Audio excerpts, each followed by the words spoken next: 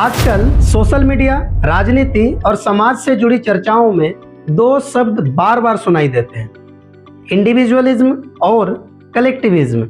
हिंदी में कहे तो इंडिविजुअलिज्म यानी व्यक्तिवाद और कलेक्टिविज्म यानी समूहवाद या सामूहिकतावाद। आखिर इनका मतलब क्या है? मान लीजिए एक छात्र है, वह संगीतकार बनना चाहता है, लेकिन उसके परिवार की इच्छा है कि वो डॉक्टर बने। अब यहाँ दो सोच सामने आती है। पहली सोच कहती है जिंदगी तुम्हारी है, फैसला भी तुम्हारा होना चाहिए। अगर तुम्हें संगीत पसंद है तो संगीत चुनो। यही है व्यक्तिवाद यानी इंडिविजुअलिज्म। इस सोच में व्यक्ति की स्वतंत्रता सबसे महत्वपूर्ण मानी जाती है। अब दूसरी सोच को देखिए, वो कहती है तुम अकेले नहीं हो, तुम्हारा परिवार है, समाज है, उनकी भी उम्मीदें हैं। इसीलिए फैसला लेते समय केवल अपनी इच्छा नहीं बल्कि परिवार और समाज को भी ध्यान में रखना चाहिए। यही है समूहवाद यानी कलेक्टिविज्म। अब सवाल उठता है कि कौन सही है, व्यक्तिवाद या समूहवाद? अगर केवल व्यक्तिवाद हो तो व्यक्ति को पूरी स्वतंत्रता मिल जाती है, वो अपनी पसंद का जीवन जी सकता है। लेकिन इसका एक दूसरा पक्ष भी है।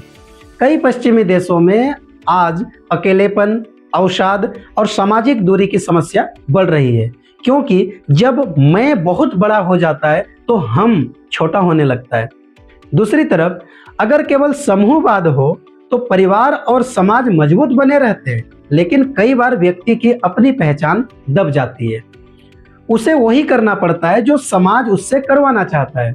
यही कारण है कि दुनिया के अधिकांश समाज इन दोनों के बीच संतुलन खोजने की कोशिश करते हैं। भारत भी उसी रास्ते पर है। एक तरफ परिवार की अहमियत है, दूसरी तरफ व्यक्ति की स्वतंत्रता भी बढ़ रही है।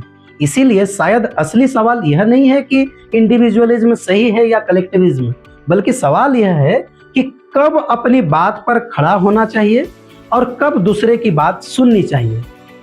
और यही भारतीय दर्शन एक दिलचस्प बात कहता है। वो पूछता है कि पहले यह तो समझो कि मैं कौन हूँ, क्योंकि जब तक हम खुद को नहीं समझते तब तक हम जो भी निर्णय लेते हैं वो कभी समाज के दबाव से आते हैं तो कभी अपनी इच्छाओं के दबाव से।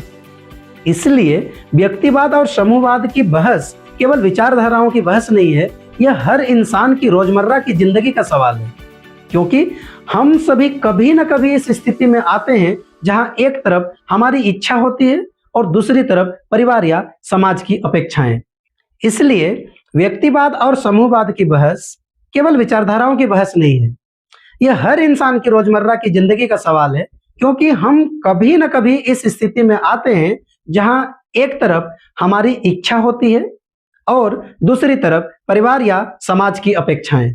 और शायद समझदारी इसी में है कि न तो केवल मैं खो जाएं और न ही हम मैं खुद को खो दें। धन्यवाद।